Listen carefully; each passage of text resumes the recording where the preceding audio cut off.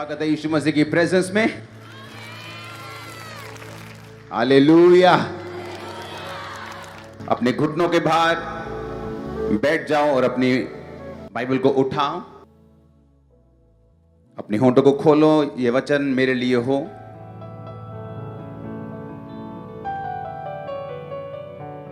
मेरी जिंदगी सेम न रहे। मांगो ऊंची आवाज में।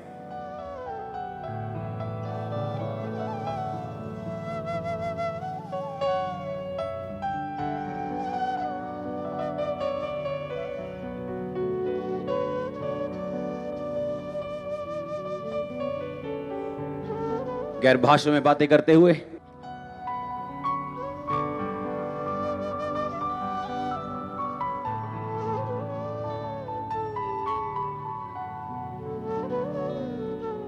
आज उसका रूह आपको छूकर वापस भेजेगा। जिस काम के लिए आप बुलाए गए उस काम के लिए आप आज मसीह भी हासिल करेंगे यीशु मसीह के नाम में। वो स्पिरिट आपको भरेगा भी, आपके साथ यहां से वापस भी जाएगा। वो ग्रेस के साथ आपको भरेगा और ग्रेस वापस जाएगी। आमीन। ऊंचा आशीष आपकी है चर्च। मैं कह रहा हूं, आप भी जानते कई बार कि परमेश्वर ने आपको किसी काम के लिए चुना है। आप ग्रेस को रिसीव करने जा रहे हैं। प्रैक्टिकली आप वो काम कर पाएंगे। आमीन। ऊंचा, ये बरकत आपकी है। जब एक फौजी अफसर अपने साथी फौजियों को लड़ने के लिए भेजता है, वो ये देखता है कि वो उसे किन लोगों के खिलाफ भेज रहे हैं। क्या उनके पास AK-47 है, क्या तोप है, क्या उनके पास क्या चीज है। बंदूक वालों के खिलाफ वो उन्हें डंडा देके नहीं भेजता, और जहां डंडे की जरूरत है वहां वो बंदूक देके नहीं भेजता। उसी तरह से बाइबल कहती है परमेश्वर ने आपको एक युद्ध दिया है। यह युद्ध शैतान के साथ, अंधकार की शक्तियों के साथ, दुष्टता की आत्मिक सेनाओं के साथ, जिनका हेड ऑफिस आसमान में है। तो परमेश्वर यह मेक श्योर करेगा कि आपके पास वो सारे हथियार हों जिससे आप वो युद्ध जीत सकें। कौन सी कलीसिया है जो ठोकर खा रही है? कौन सी कलीसिया है जो शैतान की विक्टिम बनी हुई है, विक्टर बनने की बजाय, जो हर वक्त कंप्लेंट करते हैं कि दुष्ट आत्मा उस पर अटैक करता है? ये वो कलीसिया है जो इन हथियारों की कमी के साथ जूझ रही है।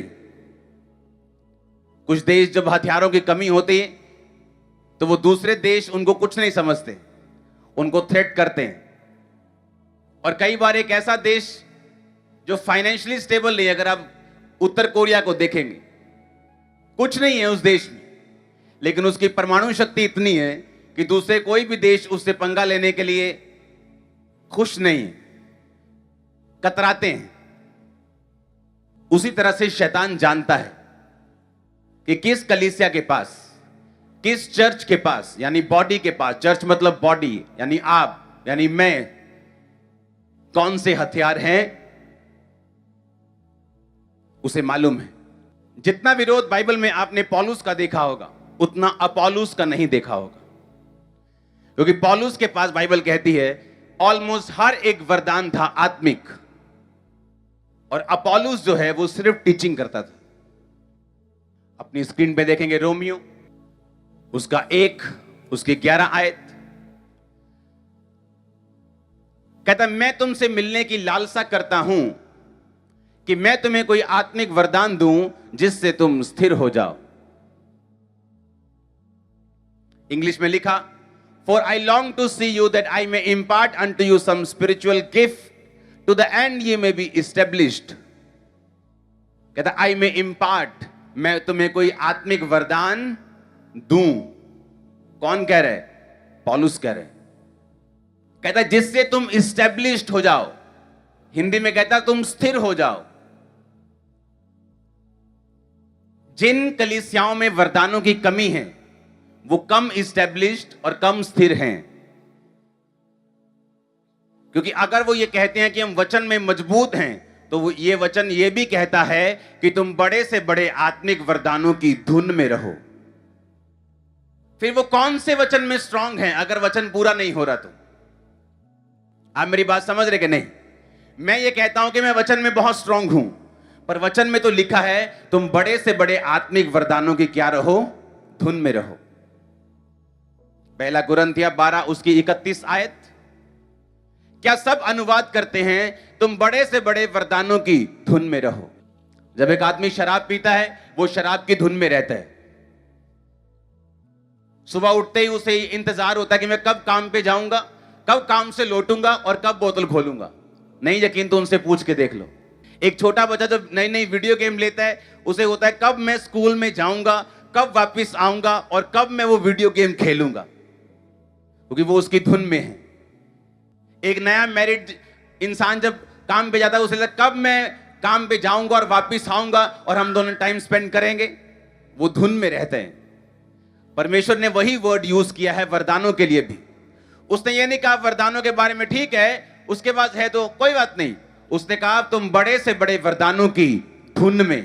धुन मतलब उसकी एडिक्शन में, उसको सोचते रहो दिन रात। अपना ध्यान जो है, अपना माइंड जो है वो वरदान की धुन में लेके जाओ। बताइए क्यों? पौलुस कहता जब मैं आऊंगा मैं कहता तुम पर हाथ रखूंगा और तुम्हें एक वरदान दूंगा जिससे तुम स्थिर हो जाओ, इस्टेब्लिश्ड हो जाओ। इसका मतलब वरदान जो है हमें इस्टेब्लिश्ड, हमें स्थिर करते हैं। आमीन। हमें क्या करते हैं? वरदान हमें स्थिर करते हैं, हमें स्ट्रांग करते हैं। और उसने कहा इनकी धुन में रहो। अगर ये इंपॉर्टेंट ना होते तो वो ये ना कहता तुम बड़े से बड़े वरदानों की धुन में रहो। तुम प्रेम में जियो लेकिन वरदानों की धुन में भी तुम रहो। आमीन। जो यीशु मसीह ने कहा अगर वो लंगड़ों को चलाने से, अंधों को दिखाने से और लकवे के रोगियों को और बीमारों को चंगा करने के वरदान से ना चलता तो कोई भी उनकी बात पे यकीन नहीं करता। परमेश्वर ने कहा लोग जब तक चिन्ह और चमत्कार नहीं देख लेंगे वो कदापि विश्वास नहीं करेंगे। वरदान ये हेल्प करते हैं हमारी कि जो कुछ परमेश्वर कह रहा है उसको साबित किया जा सके, उसको प्रूफ किया जा सके। बाइबल कहती परमेश्वर ने मूसा को कहा 70 लोगों को चुन और मैं तुझ में से वो आत्मा जो तुम्हारे ऊपर है मैं कुछ कुछ लेकर उन 70 लोगों के ऊपर डालूंगा और जिन जिन के ऊपर वो आत्मा गया बाइबल कहते हैं वो भी भविष्यवाणी करने लगे। इमेजिन करो अगर मैं विश्वास से भरा हुआ हूं तो परमेश्वर मुझसे बात करता है, मेरे पास अनॉइंटिंग है। आज जब ऑयल से आप पे प्रेयर होगी, आज जब इंपार्ट होगा, इमेजिन करो अगर आप संघर्ष कर रहे हैं लाइफ में, वो विश्वास की स्पिरिट आपके अंदर भी आएगी। आप मेरी बात समझ रहे कि नहीं? पौलुस ने कहा मैं तुम पर हाथ रखूंगा ताकि तुम्हें वरदान दे सकूं, ताकि तुम स्थिर हो जाओ। आमीन। मैं इंपार्ट करूंगा, मैं दूंगा तुमको वो वरदान ताकि तुम स्थिर हो जाओ। और स्थिर होने का मतलब ग्रीक भाषा का 4741वां शब्द हम पढ़ेंगे। इस्टेब्लिश का मतलब, स्थिर का मतलब स्टेरिजो, जिसका मतलब है to turn resolutely in a certain direction, established, strengthen. Resolutely का मतलब होता है जैसे ये साइंटिस्ट यूज करते हैं, हमारा रेजोल्यूट जा रहा है, आ रहा है। हाँ? इसका मतलब होता है कि एक चीज का दृढ़ता पूर्वक एक दिशा में भागना। आप मेरी बात समझ रहे कि नहीं? सुनो मेरी बात आप ध्यान से। आपको यहां से लेके वहां तक जाना है। ओके ओके, उठ जा, वहां जा, भाग जा भाग जा भाग जा भाग जा। अब ये बंदा परमेश्वर ने इसको बुलाया और इसकी दौड़ है वहां से लेके वहां तक जाना। समझ गए? इसकी दौड़ के बीच में, इंटरवल्स में परमेश्वर इसको ब्लेस करेगा ताकि ये अपनी दौड़ में भाग सके। दाऊद दौड़ में भागता रहा, उसके बच्चे, उसके जो भाई थे वो पाप में गिरते रहे, लेकिन वो बाइबल कहती है कि चरवाही के टाइम पे भी परमेश्वर के साथ वफादार था। और जब भागता रहा, प्रभु के साथ सीधी लाइन में चलता रहा, तो शमूएल आया और उसको मसा कर गया। समझ आई कि नहीं? अब वो फिर भागता रहा परमेश्वर की उसी लाइन में, सीधी लाइन में भागता रहा। मुसीबतें बहुत आई, परीक्षाएं बहुत आई, मौत के थ्रेट बहुत आए, लेकिन भागता रहा। और 30 साल की उम्र में यहूदा गोत्र का राजा होने के लिए क्या हो गया? मसा किया गया।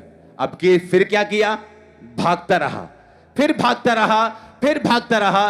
37.5 साल की उम्र में उसको इजराइल का राजा होने के लिए मसा किया। अब सुनो, ये बंदा मसीह में है और परमेश्वर ने इसको बुलाया कि यहां से लेके वो उधर तक तुम्हारी दौड़ है। आजा भी आराम से, आराम से, आराम से, ये इसकी दौड़ है, ये चल रहा है। आजा आजा, अब टाइम आया, रुमाल दे दो भाई। यहां तक पहुंच गया, एक गिफ्ट मिला। आजा आगे, आजा आगे, आजा आजा। आप मेरी बात समझ रहे कि नहीं? ये चलता जा रहा है सीधी लाइन में। अब लाइन एक इधर भी जाती है लेडीज की तरफ। अब इसकी मर्जी है कि सीधा भागना है कि इधर भागना है। आप मेरी बात समझ रहे कि नहीं? अब सुनो मेरी बात। क्यों पौलुस ने कहा, उसने ये स्टेरिजो वर्ड क्यों यूज किया, मैं आपको ये बता रहा हूं। स्टेरिजो का मतलब to turn resolutely in a certain direction. कहता दृढ़ता पूर्वक एक दिशा में भागना।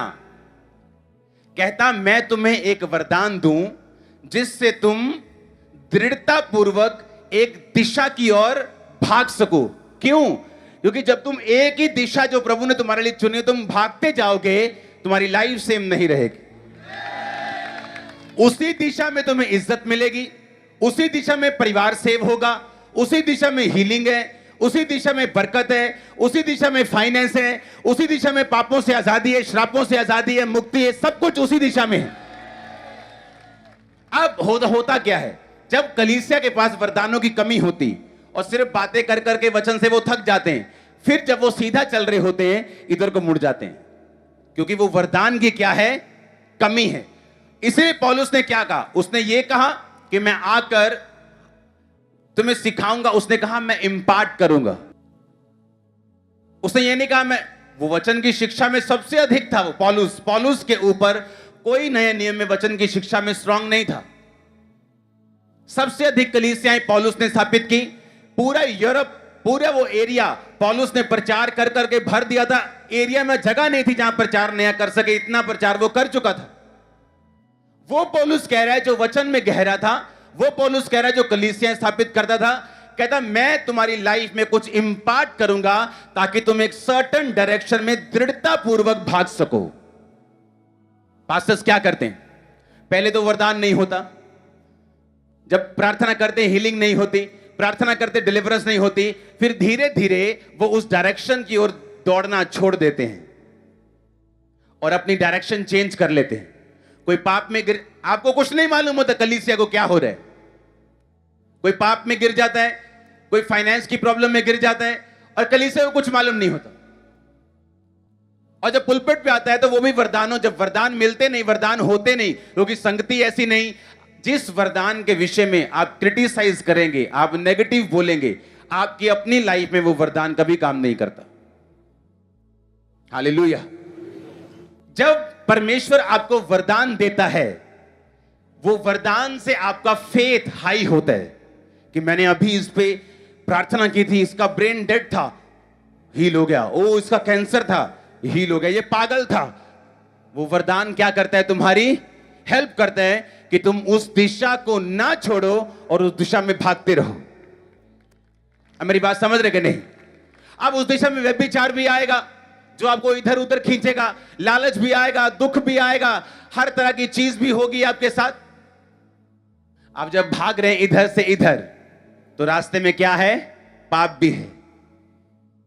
लेकिन जब वरदान आपकी लाइफ में होते हैं, आपको मालूम होता है कि ये मुझे डिस्ट्रैक्ट करने के लिए हैं, ये पाप मुझे उस दिशा में भागने से रोकने के लिए है, क्योंकि उस दिशा में परमेश्वर ने कहा मेरे मार्गों में उत्तम पदार्थ पाए जाते हैं। शैतान नहीं चाहता कि आप उन उत्तम पदार्थों की ओर पहुंचे। सारी उम्र लग जाती लोगों को, अपनी फैमिली को कन्विंस नहीं कर पाते। और जब आप परमेश्वर में सही रीति के साथ एक दिशा में भागते हैं, आप खुद अपनी फैमिली की साल्वेशन का कारण बनते हैं। ये मैंने देखा है अपनी लाइफ में। और अगर हम उसी दिशा से भटक जाएं तो क्या होगा? इसलिए पौलुस ने कहा, आई मे इम्पार्ट, मैं कुछ तुम्हें वरदान दूं जिससे तुम स्टेरिजो हो जाओ, तुम स्थिर हो जाओ, तुम एक सर्टन डायरेक्शन में, एक दिशा की ओर दृढ़ता पूर्वक पांव जमा के तुम भाग सको। क्योंकि ये जरूरी है, क्योंकि जब तुम दृढ़ता पूर्वक उस दिशा में चलोगे तो उस रास्ते में परमेश्वर की विजिट होगी तुम्हारी लाइफ में। जिस तरह दाऊद की लाइफ में जब वो 16-15 साल का होगा, फिर उसकी लाइफ में हुई जब वो 30 साल का था, फिर उसकी लाइफ में हुई जब वो 37 साल का था। आमीन, हालेलुया, हालेलुया। कितना जरूरी है आपका वरदान पाना। खाना पकाने वाले लोग, 7 लोग जो खाना पकाते थे, वो भी वरदानों से भरे हुए थे। सिर्फ पास्टर्स नहीं, विश्वासी भी, सिर्फ पास्टर्स नहीं, चर्च के इवेंजलिस्ट भी, वो वरदानों से भरे हुए थे। क्योंकि जो वरदान है, वरदान को इंग्लिश में गिफ्ट कहते हैं, और गिफ्ट को यूनानी भाषा में हम पढ़ेंगे 5486वां यूनानी भाषा का शब्द जिससे बाइबल ट्रांसलेट हुई। गिफ्ट का मतलब है करिश्मा। क्या है? करिश्मा। बोलते ना कैरिस्मेटिक क्रिश्चियंस, चमत्कार, मसीह के ऊपर बिलीव करने वाले, कैरिस्मेटिक बोलते हैं उसको। मतलब गिफ्टेड, मतलब अनॉइंटेड। गिफ्ट का मतलब है करिश्मा। इसका मतलब है मिरेकलस फैकल्टी। इसका मतलब है रिलीजियस क्वालिफिकेशन। आपका रिश्ता होता है, वो तो पूछते हैं कितना पढ़े लिखे हो, कितनी पढ़ी लिखी हो, तुम्हारी क्वालिफिकेशन क्या है? आत्मिक क्वालिफिकेशन भी है। गिफ्ट का मतलब है रिलीजियस क्वालिफिकेशन। जितने ज्यादा गिफ्ट उतनी ज्यादा डिग्रियां। मैं थोड़ी बोल रहा हूं, कौन बोल रहा है? असली बाइबल बोल रही है, जो यूनानी भाषा में छापी गई थी। हां, जिसका मतलब क्या है? Religious qualification. इसका मतलब चाहे तुम बड़े से बड़े नाम जोड़ लो अपने साथ, किसी बड़ी संस्था के हेड बन जाओ, लेकिन अगर तुम्हारी लाइफ में गिफ्ट्स की कमी है तो अभी भी रिलीजियसली तुम क्वालिफाइड नहीं हो, तुम अनपढ़ हो। अभी भी नाम तुम्हारा बड़ा हो सकता है, पर अगर गिफ्ट्स नहीं है लाइफ में तो तुम क्वालिफाइड नहीं हो स्पिरिचुअली। एक पढ़ा लिखा बंदा जब शरीर में पढ़ लिख जाता है, उसे वो संघर्ष नहीं होते जो आम लोग करते हैं मोस्टली। हां, उसे कंपनीज भी चाहती हैं, उसे सरकार भी चाहती है कि भाई साहब अच्छा आईएएस की पढ़ाई पास की थी, कुछ तो आईएएस पास करके भी आईएएस में नहीं जाते, उससे भी आगे आगे कहीं निकलने की कोशिश करते हैं। आप समझ रहे मेरी बात? क्वालिफाइड है वो इंसान, पढ़ा लिखा है, उसकी वैल्यू है। गिफ्ट का मतलब है करिश्मा, रिलीजियस क्वालिफिकेशन कितनी है आपकी? क्या आप रिलीजियस क्वालिफाइड हैं? क्या आप आत्मिक रीति से पढ़े लिखे हैं? तो जितने गिफ्ट्स हैं उतने आप पढ़े लिखे हैं, उतना ही लाइफ आसान है, उतनी मिनिस्ट्री आसान है। आप समझ रहे कि नहीं? तो गिफ्ट्स क्या करेंगे? गिफ्ट्स आपकी लाइफ को, मिनिस्ट्री को, आपकी परिवार की जो जिंदगी है उसे आसान कर देंगे। आपका फेथ एक अलग लेवल पे होगा, आप एक डायरेक्शन में भाग सकेंगे और आपको मालूम होगा आप सही दिशा में भाग रहे हैं। अनॉइंटिंग और गिफ्ट्स आपकी हेल्प करते हैं। उसने कहा मैं तुम्हें एक कैरिश्मा दूं, कुछ रिलीजियस क्वालिफिकेशन तुम्हें दूं ताकि तुम सर्टेन डायरेक्शन में, एक दिशा में भाग सको। इसलिए जो लोग उन जीवित चर्चों का हिस्सा है जहां पे वचन, जहां पे प्रचार, जहां पे सामर्थ सब कुछ है, उनका विश्वास दूसरे लोगों से ज्यादा है। बिना विश्वास के लोग बोते भी नहीं है। जितना किसी का फेथ ज्यादा है उतना उसका बोना भी ज्यादा है, क्योंकि सारा कुछ जो उसकी लाइफ के आसपास है क्रिश्चियनिटी में वो एक्टिव रहता है। अगर आप उसको रात को कॉल करोगे, अच्छा हमें सुबह जाना है इवेंजलिज्म के लिए, ठीक है जी, क्योंकि उसका फेथ एक्टिव है, चर्च बढ़ेगी। अगर आप उसको कॉल करेंगे, अच्छा बीज बोने है, अच्छा ठीक है जी, आप उसे कॉल करेंगे फास्टिंग करनी है 3, उसका फेथ एक्टिव है उस गिफ्ट के कारण और वो भाग रहा है, इसलिए वो सब चीजों में रिस्पॉन्ड करेगा। आप मेरी बात समझ रहे कि नहीं? कितना जरूरी है एक पास्टर का, एक कलीसिया का, एक विश्वासी का, एक इवेंजलिस्ट का उन वरदानों को पाना जो पौलुस कहता है तुम बड़े से बड़े वरदानों की धुन में रहो,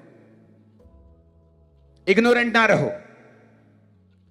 उसने कहा मैं नहीं चाहता जैसे तुम पहले गूंगी मूर्तों के पीछे चलाए चलते थे, कहता मैं नहीं चाहता अब तुम इस विषय में अज्ञान रहो, मैं नहीं चाहता तुम आत्मिक वरदानों के विषय में अनजान रहो। आप भी लकड़ी का काम करने के लिए आरी पकड़ सकते हैं और कर कर काट सकते हैं, पर उसका काम तो नहीं प्रॉपर कर सकते। हां, जिन पास्टर्स के पास हीलिंग का गिफ्ट है, दूसरे उसको कॉपी तो कर सकते हैं, पर वो सेम हीलिंग करना मुश्किल है, क्योंकि वो वरदान है, वो एक गिफ्ट है। गिफ्ट पाओ यीशु मसीह के नाम में। प्रभु से कहो वो आपको गिफ्ट दे, प्रभु से कहो वो आपको रिलीजियस क्वालिफाइड करे, आसान करने के लिए आपकी लाइफ को, ताकि आप सर्टेन डायरेक्शन में भाग सकें। आप कलीसिया में हैं, आज परमेश्वर का मान लो आत्मा आपको मसा करता है, आपको दर्शन का वरदान मिलता है, आपको आने वाले समय की परसीविंग उसको थोड़ा आप समझना शुरू कर देते हैं कि आने वाले टाइम में क्या होने वाला है।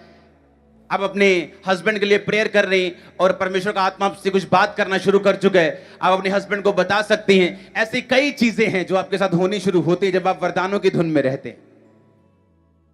कितने समझ रहे हैं?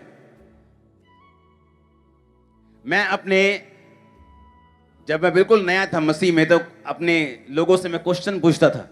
मैंने कहा यार ये वाला बंदा, इसके पास पूरे वरदान लगते हैं। कहना हाँ यार ये देखो तो है गए यार 9 दिन 9। मैंने कहा यार ये गाने सुनता होगा, हिंदी गाने, क्योंकि उस समय हम गाने सुनते थे, हिंदी गाने। 3-4 महीने हुए थे परमेश्वर में आए। कहे नहीं यार वो तो नहीं गाने सुनता हूं। चलो आज से हम भी नहीं सुनेंगे, हमें भी वरदान चाहिए।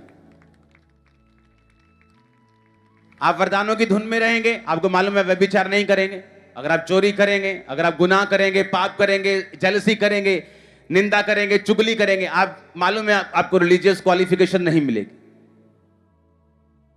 जो वरदान के ऊपर और स्पिरिचुअल लाइफ के ऊपर मनन करने वाला व्यक्ति पाप से भी बचा रहता है, और इस तरह से वो दृढ़ता पूर्वक एक दिशा में भागता है। जब वो एक दिशा में भागता है, सारी ब्लेसिंग्स उसको फॉलो करती हैं।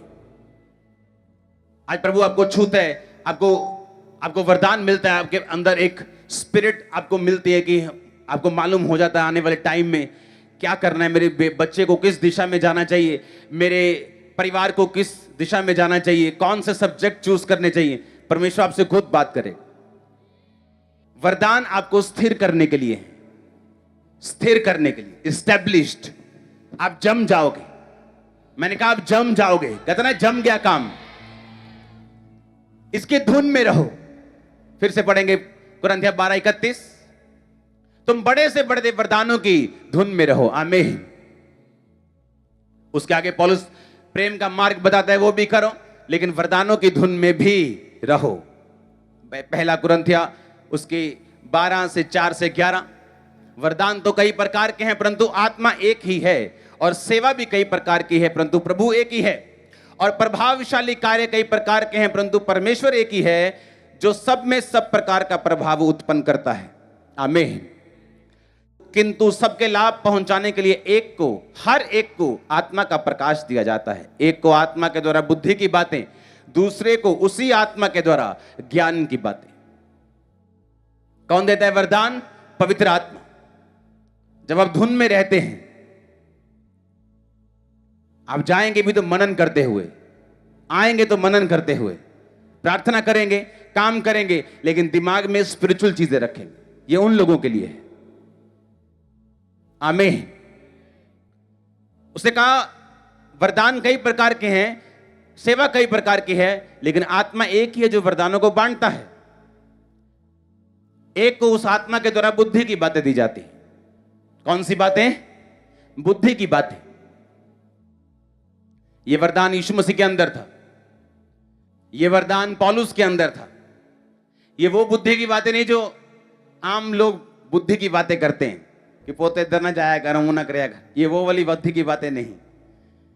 बुद्धि की बात ये परमेश्वर की एक स्पेशल विजडम होती है जो बहुत कम लोगों में पाई जाती है। जब पौलुस को पकड़ लिया गया और पौलुस जानता था कि दो ग्रुप ने उसे पकड़ा है, एक सदूकियों का, एक फरीसियों का।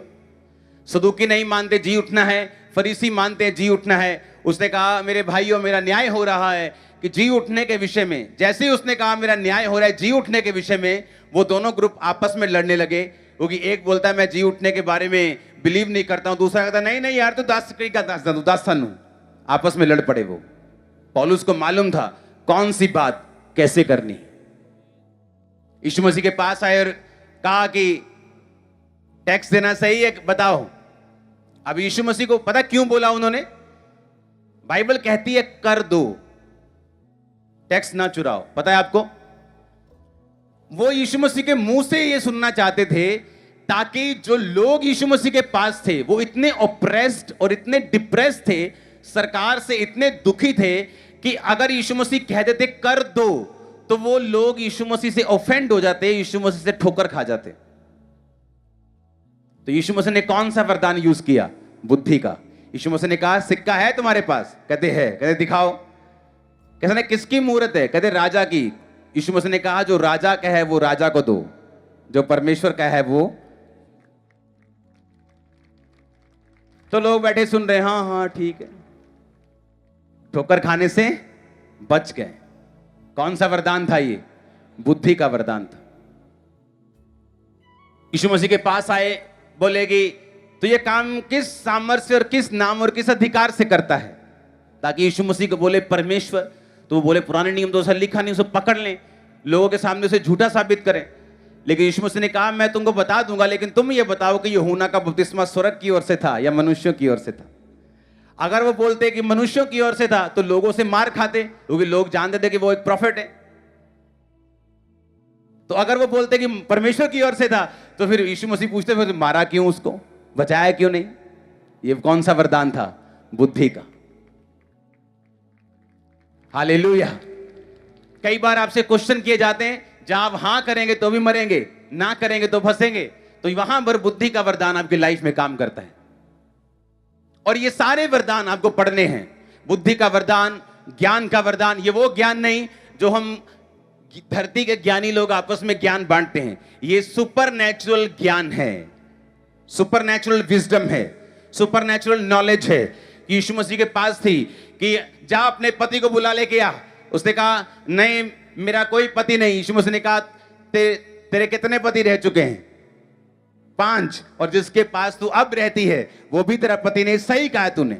उसने कहा मुझे लगता है तू भविष्यद्वक्ता है। यीशु मसीह ने कहा जिसको तू ढूंढ रही है मसीह को मैं वही हूं। कहा कौन सा वरदान था ये? ज्ञान का वरदान। ज्ञान यानी सुपरनैचुरल नॉलेज, आने वाले टाइम के विषय में या किसी व्यक्ति के पास के विषय में, उसे ज्ञान का वरदान बोलते हैं। हालेलुया। विश्वास का वरदान, चंगा करने का वरदान, सामर्थ्य काम करने का वरदान, गैर भाषा बोलने का वरदान, आत्माओं की परख का वरदान, गैर भाषा का अर्थ बताने का वरदान। कई तरह के वरदान हैं जो बाइबल में लिखे हुए हैं, और ये आपको क्या करते हैं? स्थिर करते हैं। आमीन। क्या करते हैं? आपको स्थिर करते हैं और आपकी हेल्प करते हैं कि एक दिशा की ओर आप भाग सकें। अपने हाथों को उठाओ। Thank you Jesus. हिलाओ हाथों को। हमारे YouTube चैनल को सब्सक्राइब करें ताकि आप परमेश्वर के गहरे वेदों को जान सकें कि कैसे आप परमेश्वर में बढ़ सकते हैं, कैसे आप दुष्ट आत्माओं से, नशों से, बीमारियों से और वंशों के श्रापों से आजाद हो सकते हैं।